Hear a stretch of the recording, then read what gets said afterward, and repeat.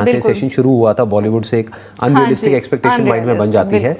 हमें ये लगता है कि हाँ हमारी तो बहुत एक जिसे कहते हैं ना एक ड्रीम सी, एक फेरी टेल वाली एक स्टोरी होने वाली है। हस्बैंड रोज बैठ के गाना गाएगा, है ना, क्या खूब दिखती हो, बड़ी सुंदर लगती हो, राइट, जो एक्चुअली में ऐसा होता नहीं होता। तो आपका पर्सनल एक्सपीरियंस क्या रहा है कि मतलब अगर कोई हमारी इस वीडियो को देख रहा है, हमारी इस कॉन्वर्सेशन को सुन रहा है, तो आपका उनके लिए क्या सजेशन होगा? हाउ टू बी रियलिस्टिक, यानी उस रियल लाइफ से रियल लाइफ में आप उसको कैसे लेकर के आएंगे? आपने अच्छा मतलब क्वेश्चन मुझसे पूछा है, और एग्जैक्टली बहुत से चैलेंजेस होते हैं। आपको जब दिखता भी है सामने कि कोई बहुत हैप्पीली मैरिड है और इतने टाइम से रिलेशनशिप में है, इसका मतलब ये नहीं है कि वो हमेशा एक दूसरे के साथ हाँ जी करके उन्होंने 11-12 साल निकाल लिए और खुशी हैं, रोज नाच रहे हैं, गा रहे हैं, नहीं। बहुत सी सिचुएशंस आएंगी ऐसी, बहुत ऐसे चैलेंजेस आते हैं, बहुत क्लैशेस होते हैं। और धीरे धीरे ना, जब हम अगर इस चीज़ को, अगर हमें पता होता है कि हमारी प्रायोरिटीज़ डिफाइंड होती हैं कि इस पर्सन में वो सारी चीज़ें हैं, तो क्या है कि आपके जो क्लैशेस भी होते हैं ना, तो आपको उस चीज़ में ये फोकस रखना होता है कि पर ये पर्सन नहीं मैंने छोड़ना, ये सबसे ऊपर है। अगर इस पर्सन में वो चीज़ें हैं, क्वालिटीज हैं, जो प्रायोरिटीज वाली बात करी जाए, क्योंकि जो मोस्ट इंपॉर्टेंट चाहिए होता है लाइफ में, वो तीनों इसके अंदर है, वो हैं जी। तो और कोई भी बात आ जाए, मतलब नो मैटर व्हाट, आप किसी की बात में आके या किसी भी प्रॉब्लम की वजह से, किसी भी चैलेंज की वजह से, आपको ये पता है कि कितना बड़ा क्लैश हो जाए, लेकिन ये पर्सन नहीं छोड़ना। क्योंकि क्या होता है कि दो जो हस्बैंड वाइफ हैं, उनके बीच में अगर कोई क्लैश होता है ना, तो ये मतलब काफ़ी बहुत बड़ा, एक तरह से मैं कहूँगी कि ये एक मंत्रा समझ लो कि अगर आपके बीच में क्लैश है, सबसे पहली बात है कि आपके रूम के अंदर से बाहर बात नहीं जानी चाहिए। बिल्कुल ठीक बात। आप लड़की अपनी फैमिली में जाके बताएगी और लड़का अपनी फैमिली में जाके बताएगा, तो आप तो उनके राजे बेटे हो ना। वो उसको सपोर्ट करेंगे, वो उसको सपोर्ट करेंगे। हाँ। क्योंकि कोई भी नहीं चाहता, मेरी बेटियां अगर वो मुझे आकर बताएंगी तो मैं भी नहीं चाहती ना कि मेरी बेटी किसी बात को लेके दुखी हो।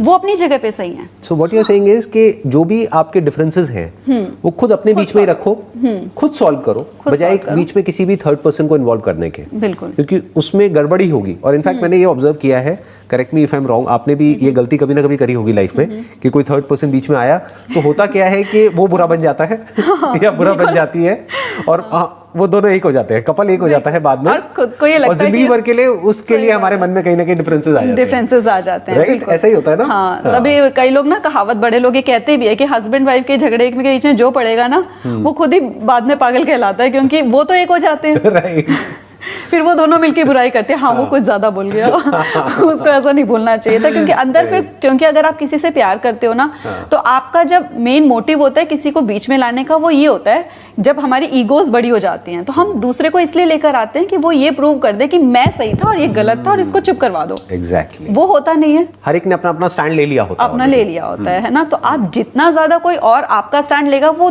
सामने वाला आपका लाइफ पार्टनर आपसे और दूर होगा, और प्लस वो भी दुश्मन बन जाएगा हमारा, वो भी बन जाएगा। बिल्कुल, बाद में हो सकता है लाइफ पार्टनर से तो फिर भी हो जाए, एक हो जाए, भी बन जाएगा। राइट, वो बंदा तो परमानेंट हमारा दुश्मन बन जाएगा, क्योंकि गलती से भी उसके मुंह से कुछ ऐसा निकला तो वो हमको जिंदगी भर याद रह जाएगा। क्योंकि अब आपने तो लाइफ पार्टनर से रिश्ता फिर से बनाना है, तो आप उसको पूरा अच्छे से समझा दोगे, मैं तो इसलिए ले आया था, या वो खुद ही आ गए थे, है ना। तो इसीलिए थर्ड पर्सन को तो नहीं लेके आना। दूसरा, क्योंकि उसके सामने क्या होता है कि आपके लाइफ पार्टनर की रिस्पेक्ट भी डाउन हो जाती है। गुस्से में हो सकता है आपके मुंह से कोई ऐसी बात निकल जाए जो अकेले में इतना आपको हर्ट नहीं करती, लेकिन अब किसी और के सामने निकल गई तो वो 10 गुना ज्यादा हर्ट करेगी। 10 गुना ज्यादा हर्ट। तो आई थिंक ये जो सजेशन आपका है, ये सजेशन बहुत अच्छा है। ये सिर्फ कपल्स के लिए नहीं है, ये उस तीसरे इंसान के लिए भी है जो बीच में पढ़ना चाहता है और उसको लगता है कि मैं पढ़ करके सॉल्व कर सकता हूँ। कोई नहीं सॉल्व कर सकता। आइडियली अगर आपके पास या मेरे पास, हमारे पास कोई भी आए इस तरीके से कि हमारी सॉल्व करो, तो हमको दूर से उसको नमस्ते करना है और बोलना है कि पहले आप खुद कर लो, बिल्कुल। अगर नहीं हो तो कोर्ट नाम की चीज है, वहां पर जाओ और अपने आप अपना प्रॉब्लम सॉल्व करो। वो भी मतलब अगर ऐसा है ना कि बहुत ही ज्यादा टॉक्सिक रिलेशनशिप चल रही है, कि मारपीट हो रही है और झगड़े और मतलब बहुत हायर लेवल पे हो रहे हैं, कि बच्चों पे भी इफेक्ट पड़ रहा है, तो वहां पर आप मतलब हेल्प सॉर्ट आउट कर सकते हो, किसी की लीगल या पुलिस की या कोर्ट की, वहां पर लेनी होती है। लेकिन ये जो नॉर्मल डेली रूटीन के थोड़े बहुत छोटे मोटे क्लैशेस होते हैं, और जो छोटी मोटी बातें होती हैं, उनको भी जितना हो सके ना, भी आप रात को सोने से पहले सॉर्ट आउट कर लो। I think that's a very good point. अभी जो आपने बोला कि अपने कुछ रूल्स बना लो। इनफैक्ट ये मुझे इंटरेस्टिंग इसलिए लग रहा है क्योंकि हमारा भी यही रूल है कि कुछ भी लड़ाई हो, कितनी भी बड़ी लड़ाई हो, उसको सॉर्ट आउट उसको उसी दिन खत्म करना है और फिर जाना है। सोने के बिल्कुल लिए। बिल्कुल। ऐसे नहीं कि भाई लड़ करके नहीं सोना है, नहीं तो वो रात को हमारा सबकॉन्शियस में उसको चला सुबह तक जाएगा, और बड़ा बना देगा। बिल्कुल। और अगर वो खिंच गई लड़ाई तो वो कहीं तक भी जा सकती है। आपका नेक्स्ट डे खराब जाएगा। फिर क्या है कि आप हो सकता है कि आप पहले तो बात करके सॉल्व कर सकते थे, लेकिन आपको इतना लंबा पीरियड जो है रात का पूरा चुप रह के आपने निकाल दिया, सब कुछ शांत है और आप अपने अंदर ये बातें कर रहे हो, जो नेगेटिव बातें कर रहे हो अपने रिलेशनशिप को लेके, वो सबकॉन्शियस सुन रहा है उस टाइम, और वो कहीं ऐसे कॉर्नर में जाकर फीड हो जाती हैं। तो जो मोस्टली लड़ाइयों में निकल कर आती है ना बातें, पिछली लड़ाई की और 10 साल पहले की लड़ाई की, वो सारी वहीं से ही स्टोर होके निकल कर आती हैं। आप खत्म कर दोगे तो आप नेक्स्ट डे भूल जाओगे, अगला दिन भी अच्छा जाएगा। और अगर आपने कई दिनों तक इस लड़ाई को खींच लिया तो फिर एक नई प्रॉब्लम शुरू हो जाती है कि अब इसको फर्क नहीं पड़ रहा नहीं, अब इसको खत्म कौन करे, खत्म कौन करेगा। बिल्कुल बिल्कुल। कौन पहले बोले, दोनों ही रुक गए तो मनाएगा विन और कौन? लूज की सिचुएशन हो जाती है ना। बिल्कुल, विन और लूज कि कौन हारा कौन जीता, वो तो ईगो पे चली जाती है ना बात। एंड आई एम श्योर ये बातें हम कर तो रहे हैं बेस्ड अपॉन आवर एक्सपीरियंस, जो भी आपका मैरिज से रिलेटेड एक्सपीरियंस है या जो भी आपका बैकग्राउंड है, जो आपने साइकोलॉजी में जो भी कुछ आपने पढ़ाई करी है उसके बेस पे, प्लस अपने एक्सपीरियंस के बेस पे आप बातें तो कर रहे हैं। मैं भी बातें तो कर रहा हूँ अपने एक्सपीरियंस के बेस पे, बट आई एम श्योर हमने भी ये गलतियां करी हैं अपनी अपनी रिलेशनशिप में। तो अभी तक हमने 2 हैबिट्स कवर कर ली हैं एक सक्सेसफुल रिलेशनशिप की, and this is not just theoretical but practical based upon experience, right. हम कोई मतलब ऐसा नहीं है कि 20-21 साल के हैं और इन सब चीजों के बारे में बात कर रहे हैं कहीं से सुन करके या पढ़ करके। We have been through all of that. I am 40 years old and what about you? Like how old are you? I'll be 35 this July.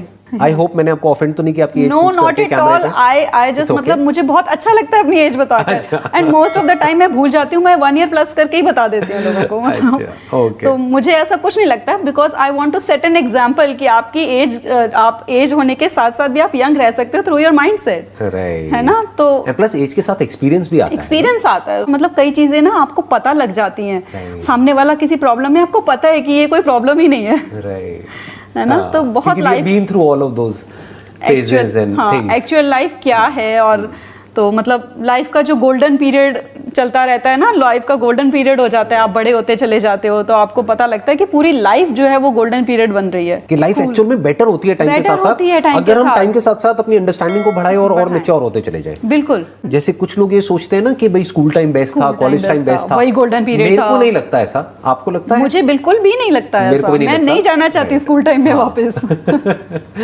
उस टाइम अलग टेंशंस थी, मे बी बिकॉज आपकी भी अंडरस्टैंडिंग बढ़ती चली जा रही है लाइफ को लेकर के। बिल्कुल, you are a learner basically, आप सीख रहे हैं, हाँ लाइफ लॉन्ग लर्नर। तो आप सीख रहे हैं, प्लस आप बता रहे हैं आपका अपना एक यूट्यूब चैनल है तो वहां पर आप सिखा भी रहे हैं। तो कहते हैं ना to teach is to learn twice, exactly, कि आप सिखाते सिखाते खुद भी सीखते चले जा रहे हैं। तो अगर कोई सीख रहा होता है लाइफ में या अपनी गलतियों से सीख रहा होता है, लाइफ को और बेटर अंडरस्टैंड कर रहा होता है, तो उसकी लाइफ बेटर होती है, बुरी नहीं होती है। एक्चुअल में उसका गोल्डन पीरियड शुरू होता है 30 के बाद में।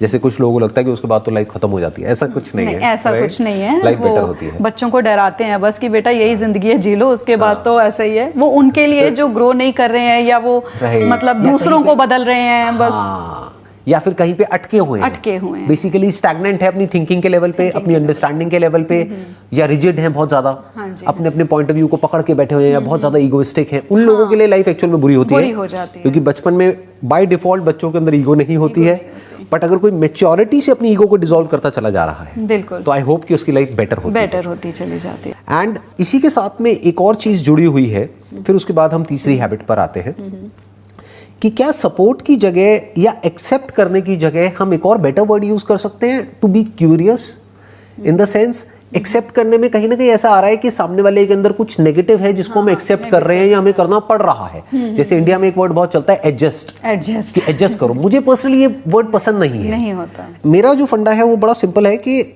rather than accepting the other person, be in an awe, in the sense कि मतलब हमेशा एक सेंस ऑफ फैसिनेशन हमारे अंदर रहना चाहिए। जैसे मैं बहुत बार बैठे बैठे अपनी वाइफ को बस देखता रहता हूँ और हंसता रहता हूँ, तो वो कहती है क्या है, पागल हो क्या? तो मैं कहता हूँ कि हाँ थोड़ा सा तो पागल हूँ।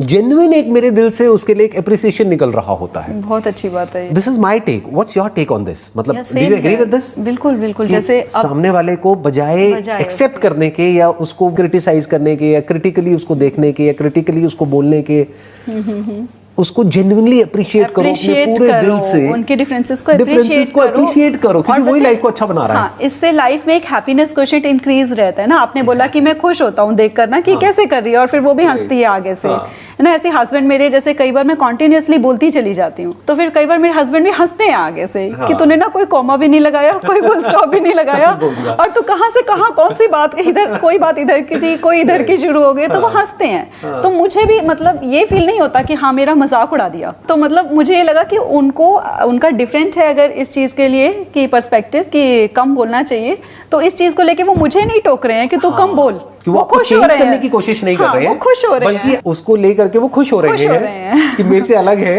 हाँ, तो लड़ाई में भी हंसी आ रही होती है क्योंकि इतनी छोटी छोटी चीजों पे लड़ने की क्या जरूरत है। हाँ। और अगर कभी लड़ाई होती है या कभी एकदम से गुस्सा आ जाता है किसी एक को, दोनों में से, तो दूसरे को हंसी आ जाती है, दूसरे को हंसी आ जाती है। और अगर वो क्रिटिकल हो एक दूसरे को लेकर के, और उस वक्त कोई सामने वाला थोड़ा सा भी कुछ ऊंची आवाज में बोल जाए या थोड़ा गुस्से में बोल जाए, तो सामने वाला हंसने की बजाय उससे लड़ने लग जाता है, और वो भी उसी स्टेट में चला जाता है। इनफैक्ट मैंने एक बड़ा इंटरेस्टिंग कोट पढ़ा था कहीं पर, the hallmark of a good relationship is when only one person gets crazy at a time. Okay, exactly, समझ सकती हूं। अगर एक थोड़ा अपना उसका दिमाग खराब हो जाए तो दूसरे का ना हो, ये ना हो कि दोनों का हो जाए, क्योंकि फिर दोनों का हो गया तो धीरे धीरे गुस्सा बढ़ेगा।